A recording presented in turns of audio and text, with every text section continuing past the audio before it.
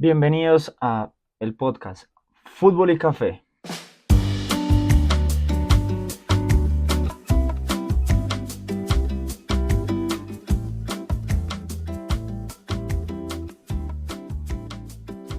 Bueno, Jason Salazar, muy buenas noches. Bienvenido a este espacio de Fútbol y Café. Es un placer para nosotros poderte tener en este espacio y más allá de eso también es un orgullo que nos representes como colombiano en el exterior. Entonces, bienvenido a este espacio de Fútbol y Café.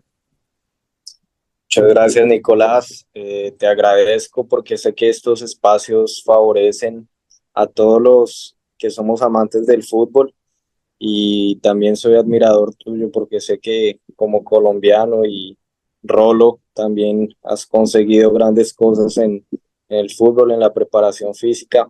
Te agradezco por esta oportunidad. Y tú bien lo decías, Jason, somos rolos, como se le dice coloquialmente al bogotano acá en Colombia. Agradecido también pues, con tus palabras. Sí, tú sabes que no es fácil, así como usted que ha tenido la oportunidad ahora nos va a contar de estar en diferentes países. Es muy chévere encontrar estos compatriotas que se encuentran alrededor del mundo. Pero bueno, Jason, cuéntanos un poco, sabemos y lo estábamos hablando anteriormente, que también vienes del sur de la ciudad de Bogotá. Creo que me estabas hablando ahora detrás de cámaras que vienes del barrio Venecia. Cuéntanos, Jason, ¿quién es? Correcto, Nico. Pues yo me crié entre lo que fue ese barrio Fátima, Venecia, Villamayor. eh, de pequeño jugando fútbol por todas esas calles de lo que era el sur y yendo también hasta el norte de bus porque la mayoría de los campos de fútbol quedaban por allí. Eh, Jason Salazar es hijo de padres que son policías, que fueron policías. Estudié en el colegio de Nuestra Señora de Fátima y ahí comencé a tener un gusto muy grande por el fútbol. Hubo un profesor eh, que fue el primero que me llevó a una escuela de fútbol y es Guillermo Erazo en la escuela de Real Bogotá. Y después de esa escuela tuve la oportunidad de participar en equipos como la Academia Compensar con el profesor Eduardo Oliveros y posteriormente giré a las categorías menores de Independiente Santa Fe, en donde completé varios años de fútbol base, pasando también por varios entrenadores. Y después, cuando vi que la situación ya estaba un poco más compleja, porque había terminado el colegio a los 16 años y deseaba estudiar y también jugar, hice las pruebas de la Universidad Santo Tomás, de la Facultad de Cultura Física. De ahí aprobé para ingresar a la facultad y en el primer semestre ya fui seleccionado para jugar con la selección de la universidad. Entonces decidí dejar el fútbol de rendimiento para dedicarme a los estudios. Y cuando me dediqué a los estudios, hubo una rama que me gustó demasiado, que fue la fisiología del ejercicio y creo que tuve la suerte de encontrar a uno de los mejores fisiólogos a nivel de América y es Henry León. Él fue mi profesor y mentor en lo que fue la facultad y junto con Albeiro Sánchez al paso de la carrera profesional me orientaron para ir a Francia, en donde hice la práctica profesional del pregrado y posteriormente tuve la oportunidad de ganar una beca para realizar mi maestría en Francia, en donde llegué a la ciudad de Besançon, que queda en la región de Borgoña, casi en la frontera con Suiza. Ok. Y allí en esa maestría tuve también la oportunidad para jugar en la liga regional de un equipo francés y hacer cursos de entrenador de la Federación Francesa de Fútbol. Em, Cuando terminé la maestría, regresé a Colombia. Tuve la oportunidad de trabajar como profesor de la Facultad de Cultura Física de la Universidad Santo Tomás. Ujú. Allí pasé cerca de 5 años dando diferentes disciplinas, entre ellas iniciación y formación deportiva, entrenamiento deportivo y también fútbol. Eh, y a la par de trabajar con la universidad, trabajé con el Club Deportivo Diños, en el cual inicié como entrenador y un año después realicé durante 4 años la coordinación deportiva general del club, en el cual tuvimos logros muy importantes y hoy en día es uno de los clubes más reconocidos a nivel Colombia, de la ciudad de Bogotá. Entonces, eh, me siento muy contento por eso. Yo decidí venir a Brasil. En Brasil encontré una persona muy importante para mi vida y fue el principal motivo por el cual vine. Y aquí en Brasil surgió la oportunidad de hacer entrevistas con el club de Fortaleza Sports Club y comencé como asistente técnico de la categoría sub 15.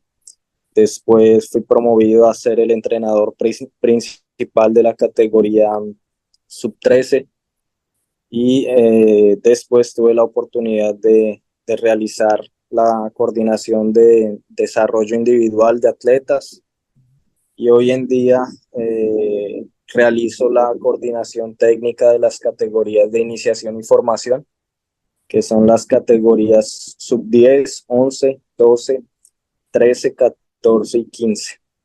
Entonces cuido prácticamente de esas categorías, supervisando y apoyando el trabajo de los entrenadores, más que supervisar, yo digo que es apoyar y realmente contribuir a que las metodologías de trabajo se estén desarrollando de la mejor manera y que los activos, que son cada uno de esos chicos que conforman las categorías, consigan mantenerse en el club y progresar, que no es algo fácil en un club grande poderse mantener en el proceso, que no sea liberado con poco tiempo y que su performance realmente se mantenga creciendo y si en algún momento cae, intentar levantarlo, porque muchas veces en ese tipo de clubes grandes, cuando un muchacho cae de rendimiento,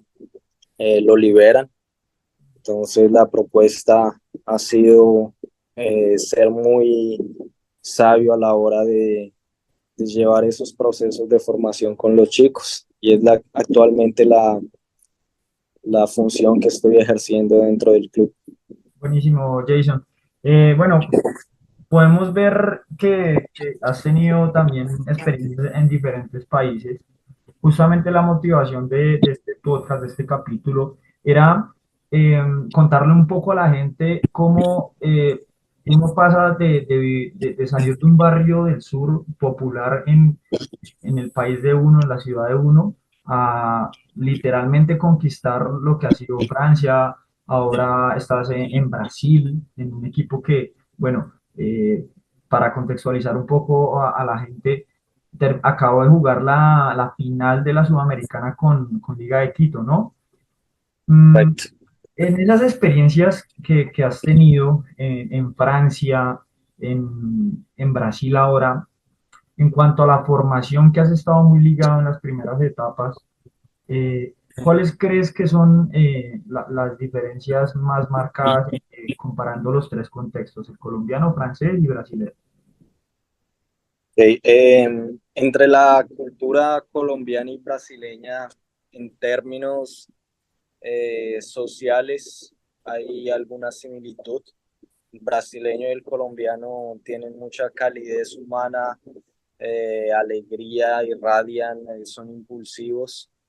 Y un poco diferente del francés, que también tiene una calidad humana muy grande, pero es un poco más reservado, no demuestra o no se expresa de una forma tan emotiva fácilmente, es más sereno, y esa diferencia cultural, social es muy marcante.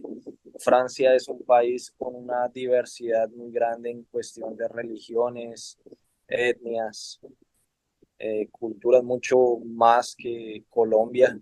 Y Brasil también tiene una gran diversidad, pero yo creo que Francia es aún un país más heterogéneo, porque tanto en Colombia como en Brasil, en términos de religión, hay un poco más de similitudes. Francia ya tiene unos abismos aún más grandes.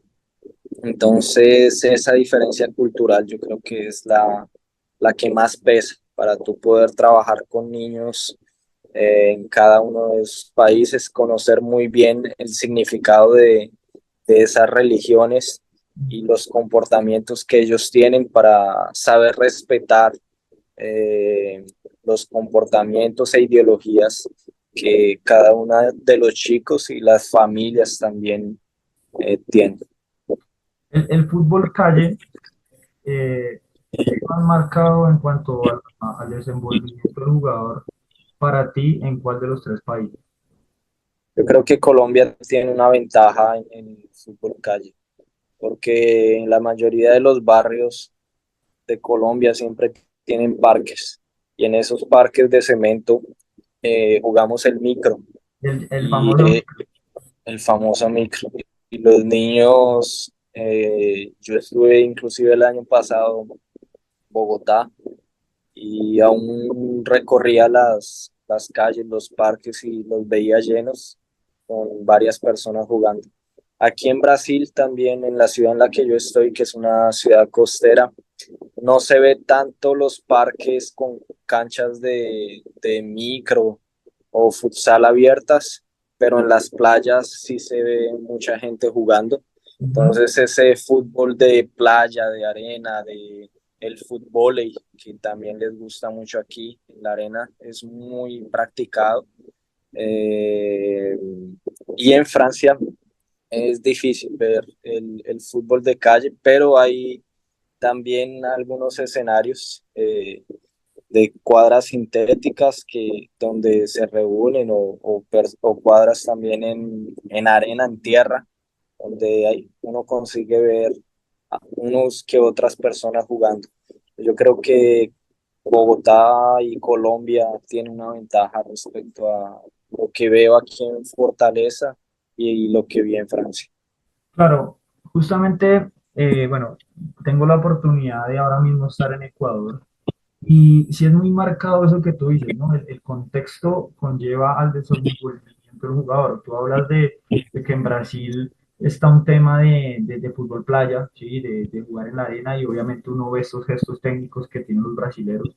El colombiano tiene eso de pisar la pelota, que es muy técnico, que le da esa pausa. Y sí es muy marcado ese tema del desenvolvimiento individual de acuerdo al contexto. Ahora te pregunto lo siguiente, cuando uno va a un país que no habla español, ¿cómo es eso? ¿Cómo es ese choque o hay algún idioma universal que se maneje en el fútbol?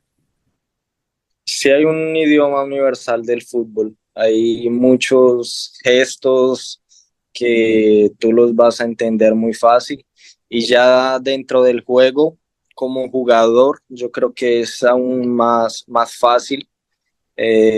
Con el simple movimiento ya expresas lo que quieres, lo que pides, cómo te perfilas, posicionas y gesticulas. Ahí va a ser un lenguaje universal.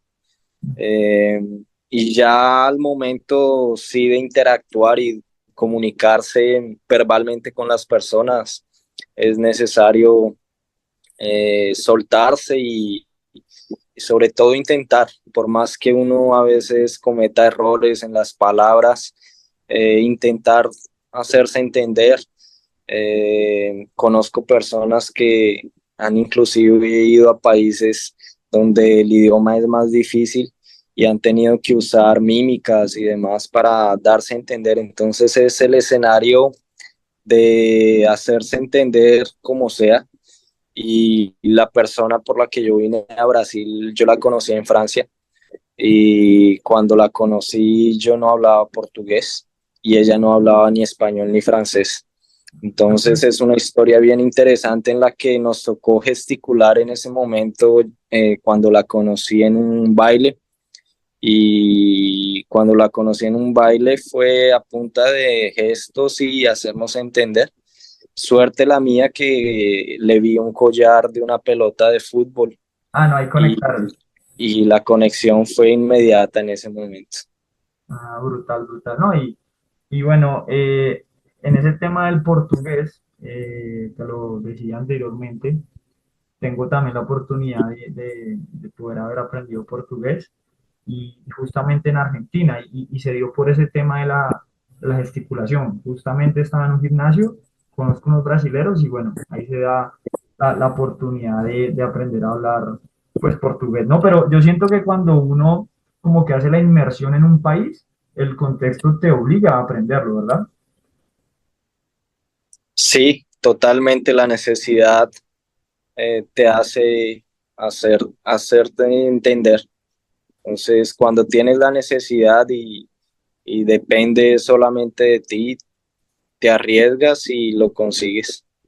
Bueno, Jason, entrando un poco en materia, eh, y el interés bueno, de todas las personas que están escuchando este capítulo es conocer más o menos cómo se trabaja en un club brasilero, cuáles más o menos los pilares de trabajo en cuanto al desenvolvimiento individual y colectivo de primero los chicos y luego los jugadores, pues para que nos comentes un poco cómo es la estructura y bueno, ir hablando más o menos y tocando cada una de las estructuras que componen el juego.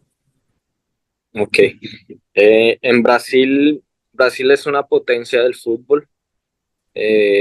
Cuenta con más de 200 equipos de fútbol profesional y claramente es el primer país en exportar talentos eh, al mundo todo, ¿sí? A nivel mundial. Las categorías de base están muy bien organizadas y los brasileños creen mucho en los procesos, en los profesionales. Entonces, la apuesta a realmente profesionalizar el fútbol base es eminente. Tú la consigues ver de entrada. Te voy a poner un ejemplo. Cuando yo trabajé en la categoría sub 13, tenía el asistente técnico, tenía el preparador de arqueros, tenía el ropero, tenía el masajista, tenía el analista de juego, y de la mano un staff grande donde está el médico, fisioterapeuta, psicólogo, pedagogo, asistente social, preparadores físicos. Entonces, la organización de un equipo profesional como lo es Fortaleza es muy grande para niños que aún son de tan corta edad. Brasil también le apuesta mucho a esa captación de talentos. Es algo que comparado con Colombia e inclusive con Francia, yo creo que llevan una ventaja por la cantidad de observadores técnicos y procesos que hacen internamente para captar el talento, aunque Francia también tiene unos procesos muy sólidos, teniendo en cuenta que Francia tiene a la Federación Francesa prácticamente en todas las regiones, porque ellos son los que dan cuenta del control departamental de sus departamentos de Francia, diferente un poco de lo que es Brasil, en donde las federaciones de cada estado tienen cierta diferencia cuando trabajan unos con otros, y en Colombia las ligas también tienen mucha diferencia en el trabajo. Entonces, volviendo a lo que es Brasil, eh, esa gran cantidad de profesionales que trabajan en conjunto para las categorías de base es un plus muy grande.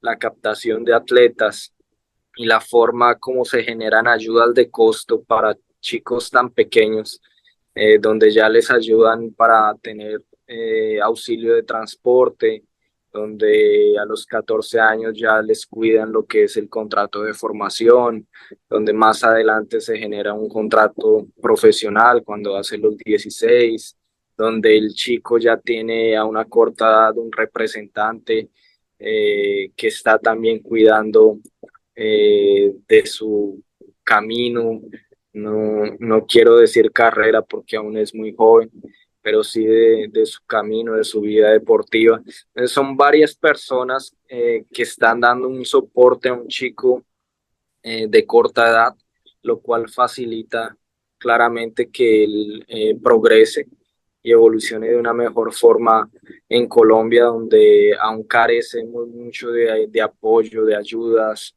donde hay clubes donde siendo profesionales la categoría sub 13 es el entrenador prácticamente que tiene que cuidar de todo El y todero.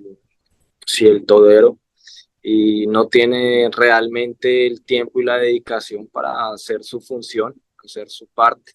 De hecho, esa es una de las frases que están en la entrada del centro de entrenamientos de Fortaleza y es eh, haga su parte, si realice su parte, porque cuando cada uno contribuye a hacer lo que le corresponde bien hecho, las cosas suceden bien. Y yo creo que ese es el gran plus del fútbol brasileño. Buenísimo, buenísimo. Y digamos que eh, haciendo una comparativa, tú bien lo dices, en Colombia lastimosamente la mayoría de las instituciones pasa eso. El entrenador es el utilero, el psicólogo, el que tiene que ser de kinesiólogo, el preparador físico.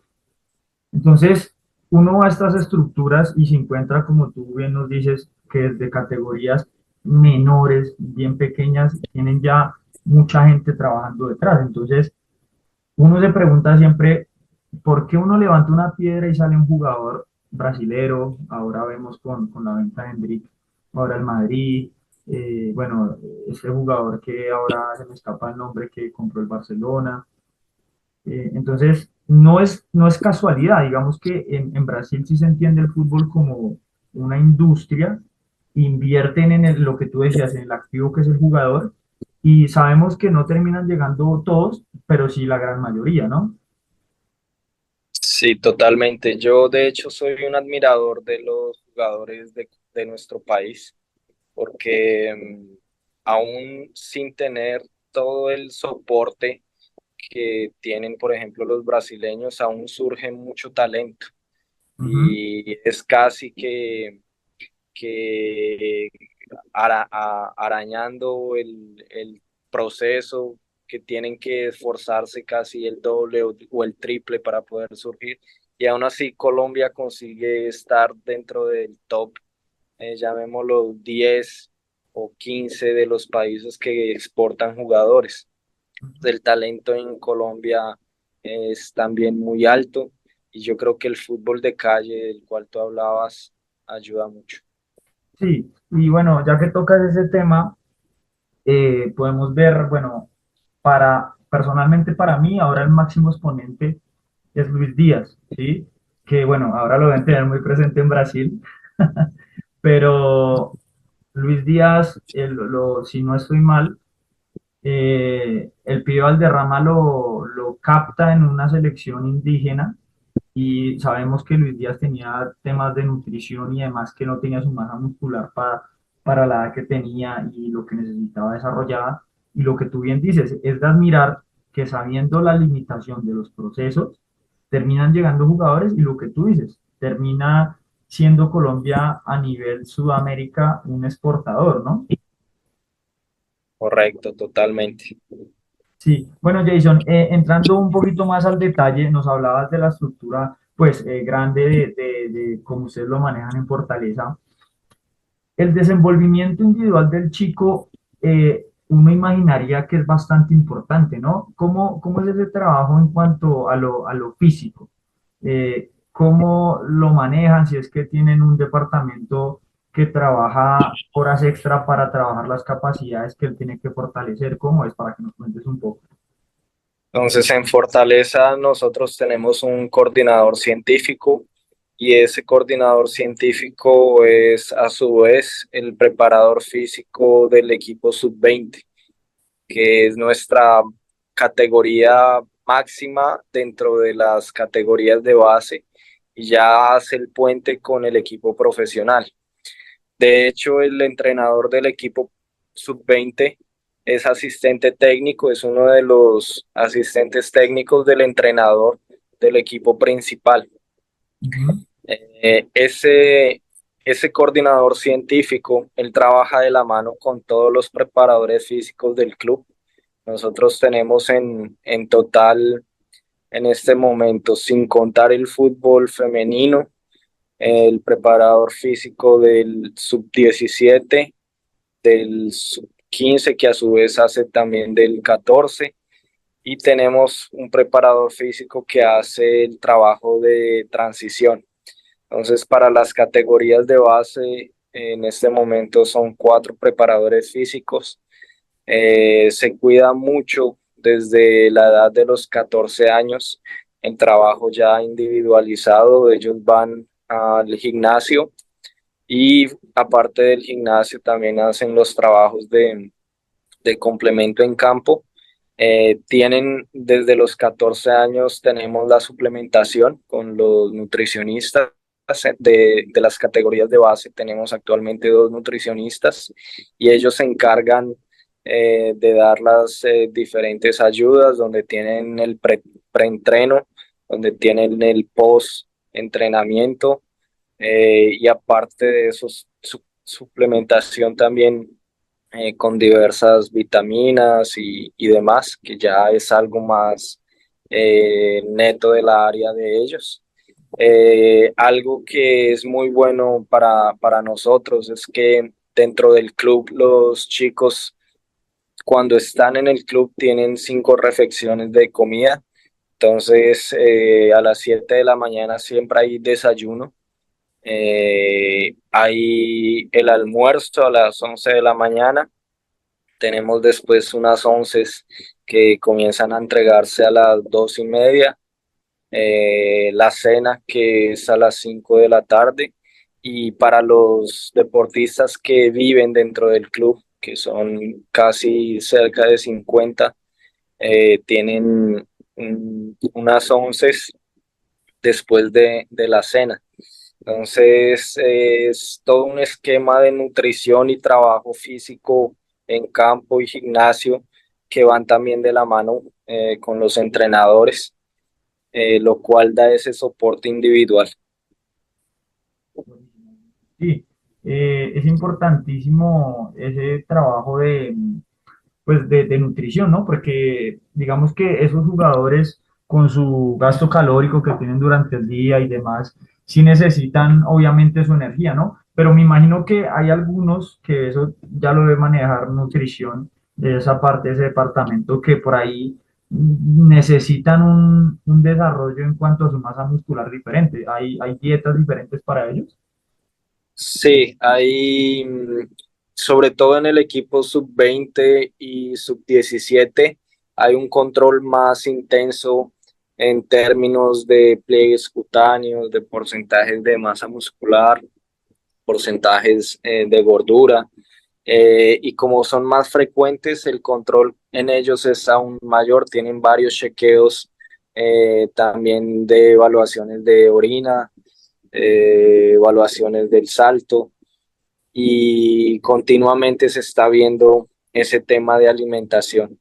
Todas las categorías cuentan, como ya lo había dicho, también con el masajista. El masajista es alguien que hace una función de, como lo conocemos coloquialmente en Bogotá, de aguatero, pero Ujú. también da los primeros auxilios.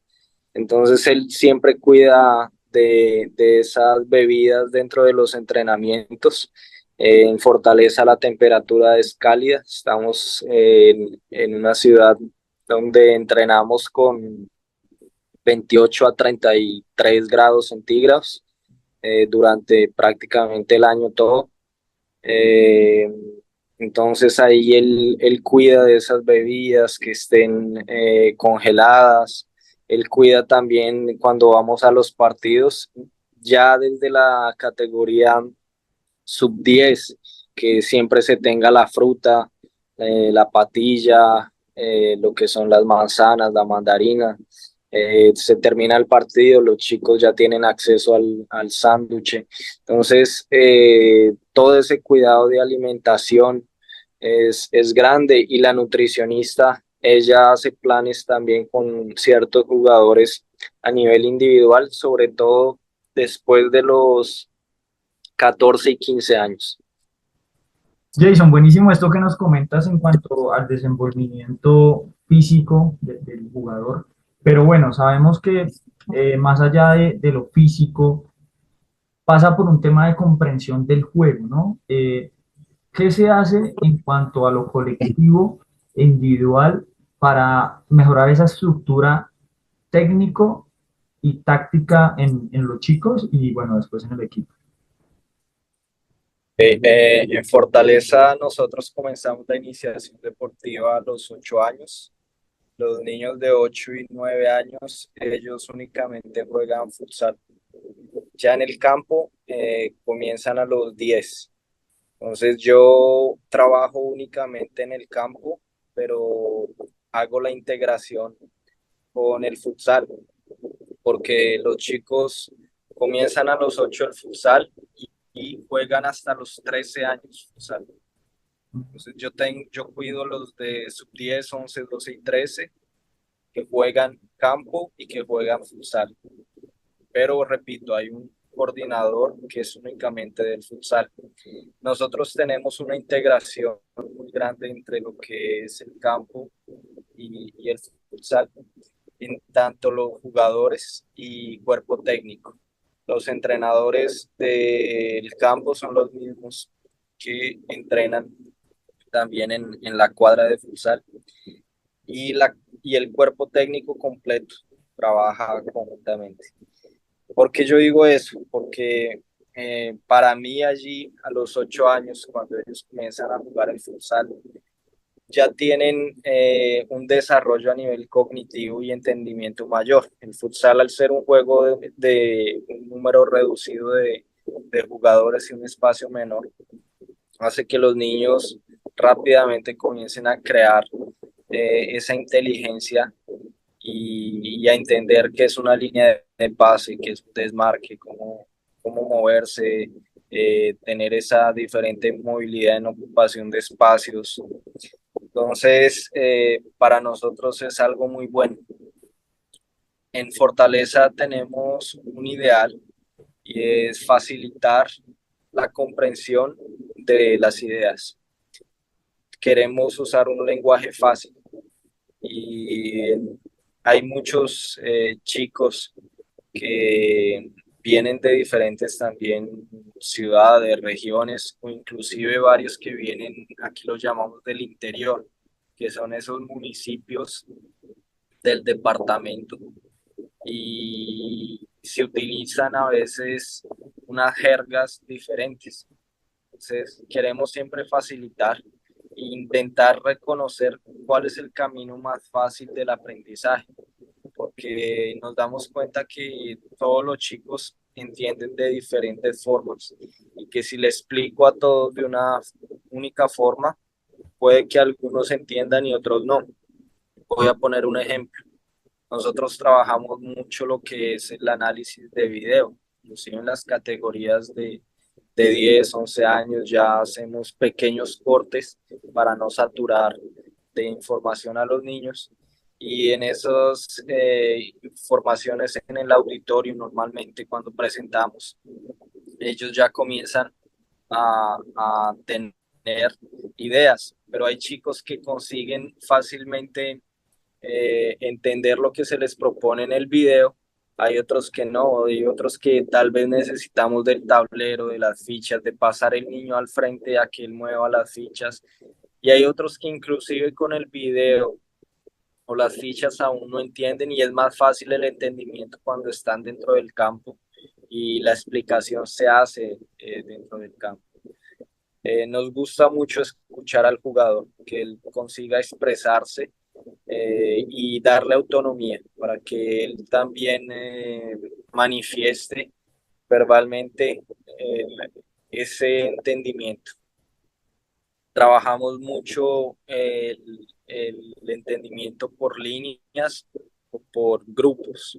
Entonces, la línea defensiva, la línea de los volantes o también el grupo de lateral extremo que hace parte de un corredor de juego, de la interacción defensa-volante. Y intentamos en las categorías pequeñas que los chicos sean muy polivalentes, que ellos no se encajen mucho en una única posición, sino que trabajen con diferentes funciones. ¿Qué significa cuando estoy cerca a mi arco, a mi meta, o cuando juego por el lado, cuando juego en el centro?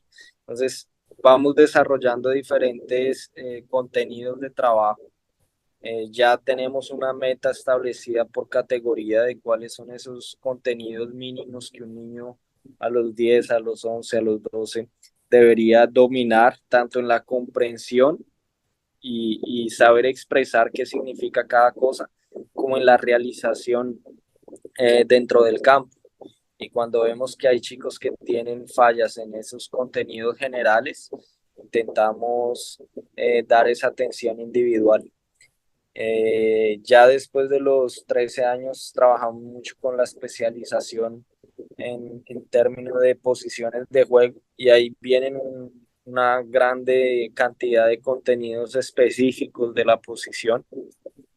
Entonces intentamos fortalecer ese trabajo también de desarrollo individual como un complemento al todo, complemento al juego, para que ciertas situaciones que se repiten más en la posición en la que el chico juega se lleven a cabo. Buenísimo, buenísimo. Sí, tú hablabas bueno, varias cositas ahí, ¿no? El primero, el tema que, digamos, tuve la oportunidad también de verlo en Argentina, que es el baby fútbol, en Uruguay, y que en unas primeras etapas del desarrollo del chico juegan este espacio reducido, ¿no? Tú bien lo decías, hay más interacción, puede haber un mayor desenvolvimiento del chico, no es lo mismo que esté en un 11 contra 11 que en un 4 versus 4, un 5 versus 5. Y bueno, eso lo vemos acá también en Colombia con el micro, que le desarrolla mucho inicialmente esa técnica individual y obviamente toda esa parte táctica de entender el juego, de analizarlo, ¿no? Uno, eso. Dos, hablabas del tema del análisis del video, ¿no? Importantísimo, porque no quisiera decirlo obligarlo, sino más bien culturizar al jugador de primero revisar lo que está haciendo bien, resaltar sus fortalezas, revisar los puntos débiles que hay que seguir mejorando, pero obviamente lo que usted bien decía, si un chico no aprende de forma visual, van a que le explique. Si no aprende de esas dos maneras, va a la parte kinestésica. Entonces, muy, muy interesante. Jason, y te quería preguntar, con referencia a la educación formal, por así decirlo, de los chicos, ¿se basan en lo que es la estructura educativa de Brasil o ustedes como club tienen algún proyecto que vaya orientado a entender que el jugador, que el niño, el joven es un deportista, En términos de escuela, en términos de escuela? Sí. en este momento todo es obligatorio que todos los jugadores nuestros estén cursando la escuela o que ya la hayan terminado en el caso de los 20 y inclusive sub-17. Aquí en Brasil hay un año a más que en Colombia. En Colombia terminamos cuando hacemos el año 11. Ujú. Aquí en Brasil existe el año 12. Entonces es un poco más extendido. Los jugadores que viven dentro del club, ellos están matriculados en escuela y hay una ruta que los lleva en el contraturno al colegio y los vuelve a dejar en el club. Y hay un proyecto en este momento para que la escuela sea dentro del club y la gran mayoría de los deportistas puedan estudiar y entrenar dentro del club. Bueno, Jason, para ir cerrando este gran capítulo, la verdad que es muy, o sea, de gran calidad el contenido que podemos encontrar el día de hoy por las vivencias que nos das. Quisiera preguntarte una última cosa y ya después ir finalizando. ¿Cómo es la estructura de competición a nivel de fútbol base en Brasil? Okay. Aquí en Brasil voy a hablar, por ejemplo, de torneos locales. Hay dos competiciones locales que son auxiliares a la competición principal. Nosotros codificamos un poco lo que son las competiciones primarias, secundarias y auxiliares.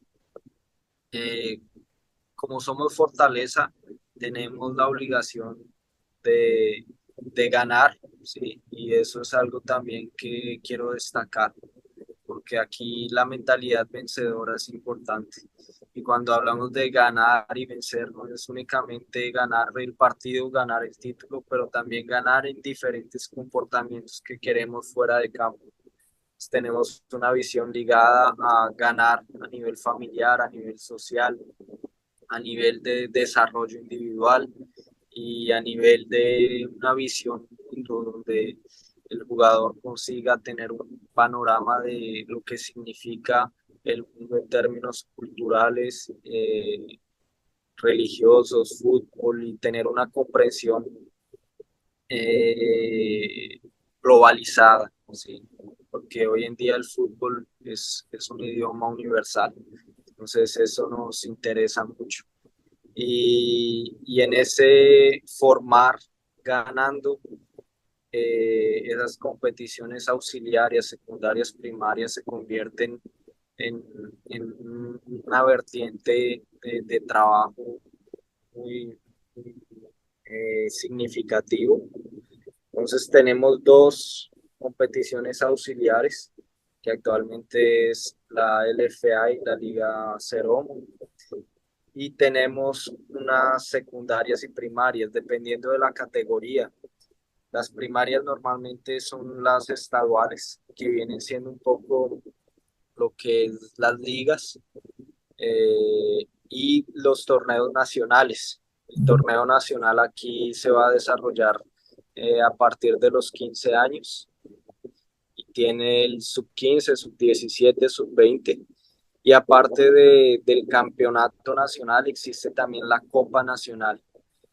Entonces es la Copa Brasil y el campeonato brasilero sub 15, 17 y 20.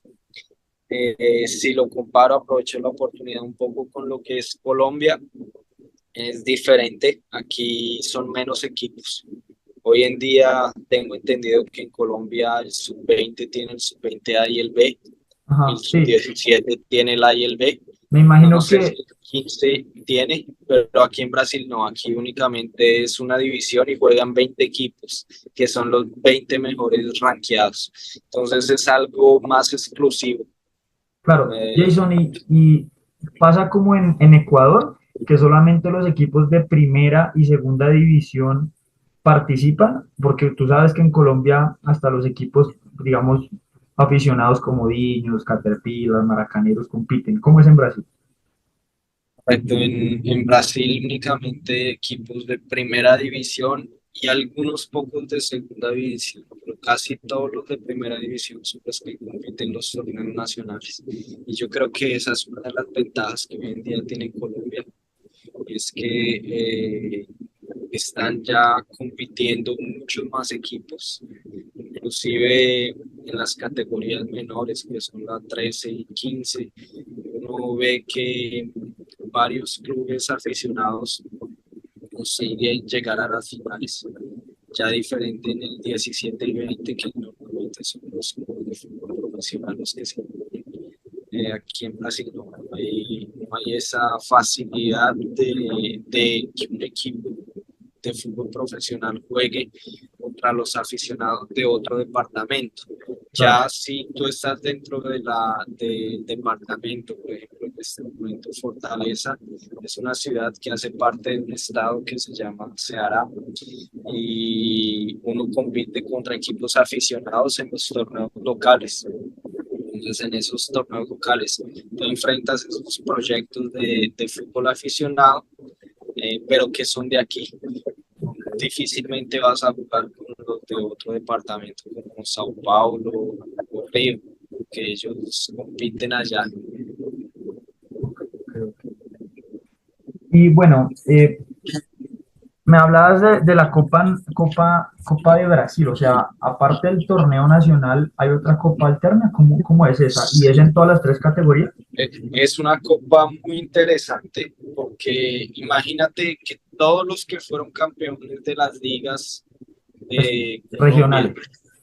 sí, a nivel departamental. Ok, Imagínate el campeón del departamento de Antioquia, de Valle, todos los departamentos se enfrentan dentro de una Copa Colombia. Entonces eso surge como la Copa Brasil. Tú vas a enfrentar a los campeones de todos los estados, de todos los departamentos, para tener un campeón de la Copa Brasil, que es diferente del brasilero, que en el brasilero son los 20 mejores dentro de un ranking y ese ranking tiene una puntuación.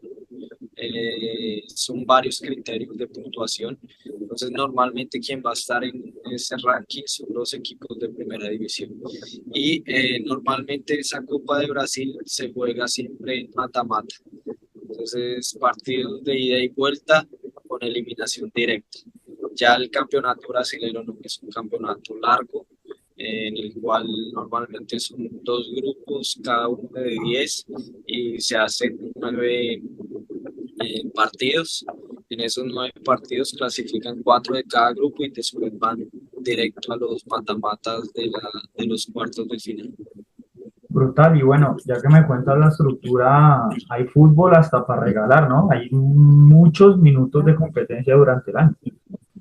Sí, hay muchos minutos de competencia para quienes tienen ese calendario, que como te digo, es un calendario muy exclusivo. Un equipo de fútbol aficionado difícilmente va a acceder a ese tipo de competencias. Entonces él va a estar jugando lo que son las competencias locales de la ciudad o del estado, pero también en Brasil surgen muchos torneos, llamémoslos torneos especiales, que son esos torneos de periodos de vacaciones, de ciertas fechas donde tú vas y juegas en otra ciudad, en otro estado.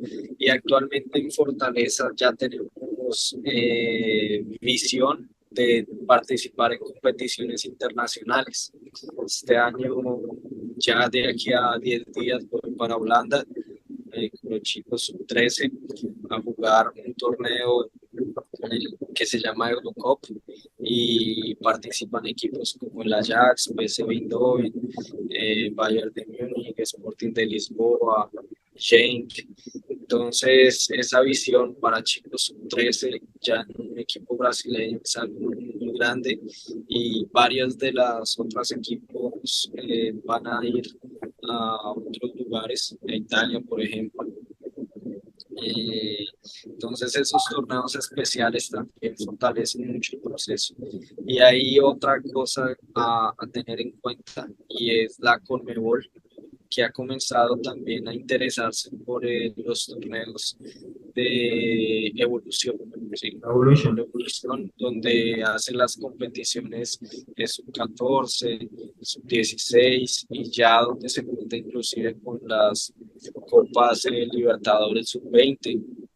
Entonces, eso, conseguir llegar a esos niveles de competición para nosotros también es algo importante. Claro, claro.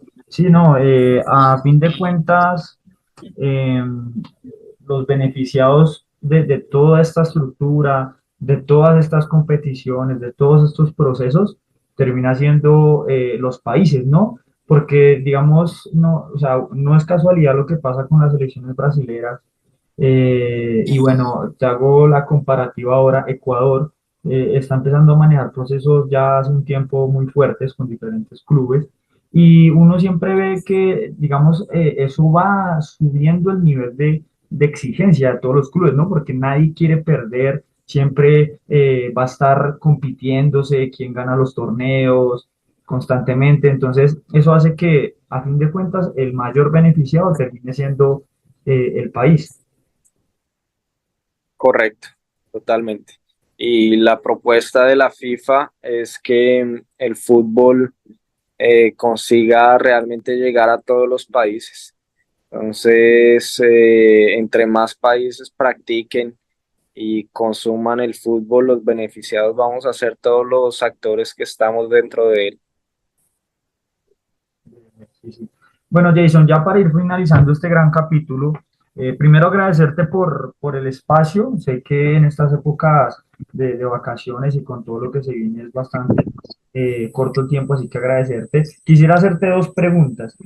La primera, ¿qué le dirías al Jason que estaba iniciando la carrera universitaria?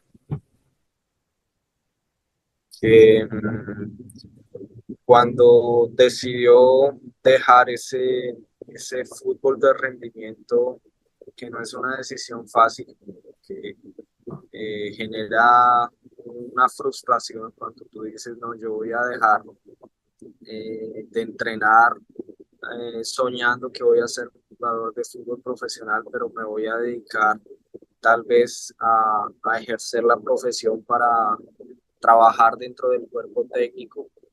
En algún momento yo pensé que iba a trabajar más desde la fisiología, pero claramente me enamoré de la parte técnica, del ser entrenador, del ser asistente técnico, ahora coordinador.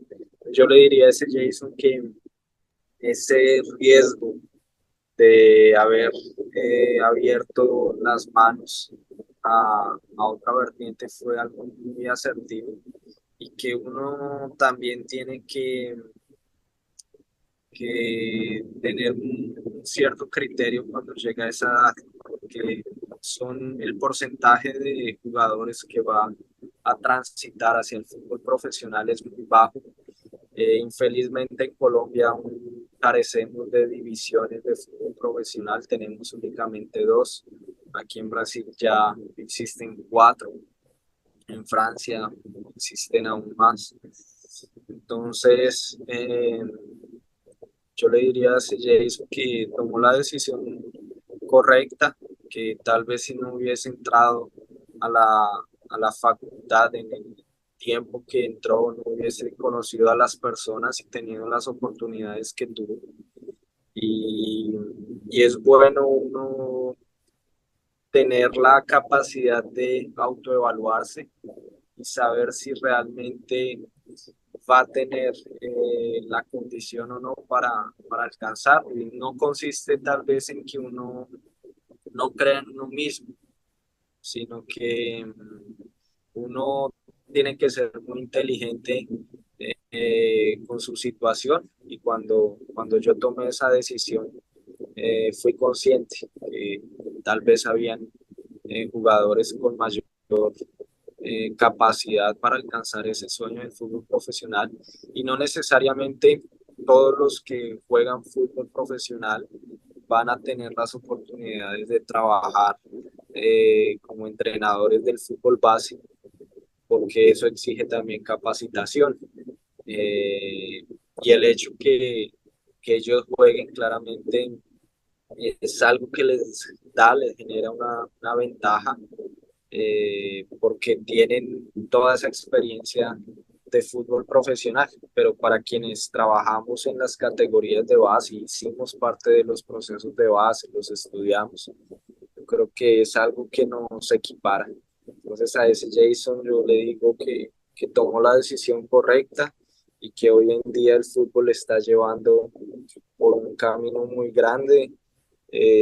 Yo creo que son pocos los colombianos que han tenido la oportunidad de coordinar técnicamente clubes del fútbol brasileño. No sé cuántos lo hayan conseguido, y más hablando de un club que hoy en día está catalogado como el noveno en el ranking brasilero. Entonces, eso es algo que realmente me deja muy contento, y no me deja tampoco conforme, porque uno siempre va a querer más, pero aquí soy muy feliz en donde estoy, y realmente me siento un hincha más de este club, porque tiene una calidad humana increíble y se han convertido hoy prácticamente en mi familia. Bueno, buenísimo, buenísimo, Jason, esas palabras. Bueno, y ya para ir cerrando este capítulo, siempre nos gusta dejarle a la comunidad, aparte del gran contenido de este capítulo, cosas para que ellos profundicen. Dime algo que les quisieras dejar a las personas en cuanto a un libro, un documental, algo que digas, hey, tienes que leerlo, que esto te va a impactar, te va a cambiar. Perfecto. A mí me gustan mucho las biografías. A veces pensamos que los libros que tienen mucha teoría son los más importantes. Y claro que tienen su peso, tienen su significado, pero a mí me gustan mucho las biografías, cuando cada una de las personas cuenta esos momentos difíciles de la carrera deportiva, de lo que hicieron, lo que no hicieron, lo que alcanzaron. Para mí, un libro que me marcó mucho es el de Alex Ferguson. Tuve la oportunidad de leerlo ya casi 3 veces, y ver un poco cómo una persona con tanta experiencia y que duró tanto tiempo en el Manchester United, y que antes de trabajar en ese equipo trabajó en Escocia, y nos cuenta problemáticas que tuvo con su familia, con sus hijos, con su esposa, con los jugadores, con los directivos.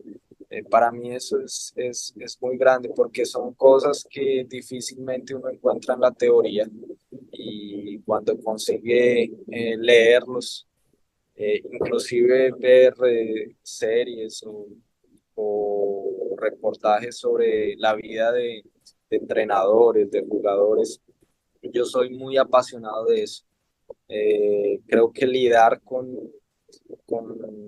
la parte social y emotiva de los jugadores es algo muy complejo, y que a la final la parte técnica, táctica, física, tú la trabajas en el día a día. El jugador se compromete. Normalmente los jugadores que están con nosotros, ellos ya tienen una disciplina con la cual les es más fácil trabajar en esos aspectos, pero la parte social es muy compleja. Hay chicos aquí con muchas situaciones familiares, personales, que son duras, abandono, en fin, vienen de favelas, de comunidades que son pesadas, y uno poder lidiar con todas esas cicatrices, y la historia que cada uno de nosotros tenemos.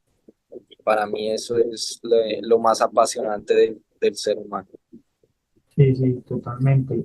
Impactar en lo que podamos y por medio de este lindo deporte cambiar una que otra vida y bueno, eso es la misión de nosotros. Qué bonito eso, ¿no?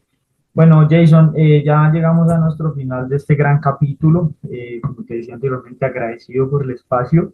Te auguro muchas cosas buenas para este año. Ojalá que sigan viniendo los triunfos, que sigan viniendo muchos años más de fútbol. Y bueno, es un placer haber compartido este espacio.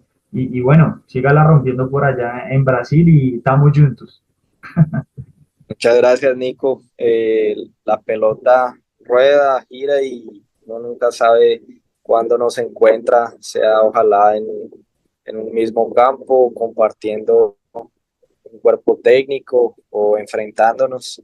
Entonces, feliz de estar aquí y ojalá podamos continuar, que siga rodando la pecosa, como la llamamos. Ajá. Y es eso, yo creo que este deporte realmente nos apasiona porque es algo bien complejo y en esa complejidad hay gustos, hay estilos, hay métodos y diferentes vertientes que nos llevan a estudiarlo y a la final la credibilidad que uno le transmite al jugador y que crea que que la forma de trabajo y la idea de juego que uno está proponiendo es la más adecuada para alcanzar los objetivos, es lo que nos va a llevar al éxito.